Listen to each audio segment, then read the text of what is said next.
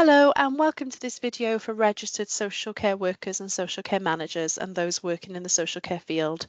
This video is going to discuss how to sign in to the NHS Wales e-library using your Open Athens account.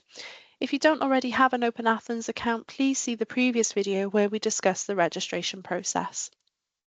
Now, to sign into the NHS Wales e-library, you simply need to click on Sign In and then sign in again. And this will open up the sign in page for you.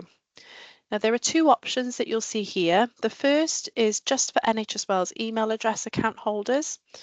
The second option, Open Athens, is for anyone who doesn't have an NHS Wales email address. So that includes anyone working in the social care field. So you can see here it says registered social care workers and social care managers and anyone else who's funded from Welsh Government or sponsored health and social care bodies. So if you click this, and then you can either enter your email address that you used to sign up to Open Athens with, or the username and the password that you set when you had the activation email. So I'm going to use the username for this.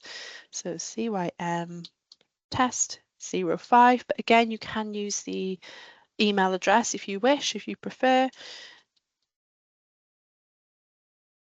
And then I'm going to sign in. And that's it. So now I'm signed in to Open Athens. So you can see here on the left, it says registered social workers and social care managers. Up here, you should be able to see your initials. Because this is a test account, it just says TA for test account for myself. Just here, you can see where it says how to contact your institution. So if you need any help or support, then this will take you to the email address for Social Care Wales and also a telephone number and a link to their webpage should you require any further help. You don't need to worry about the information on the right hand side. This is just relevant to NHS Wales Health Board and Trust users. Now from here, all you need to do is click back to the NHS Wales e-library, and this will take you to our website where you can now start your searching or using the NHS Wales e-library resources.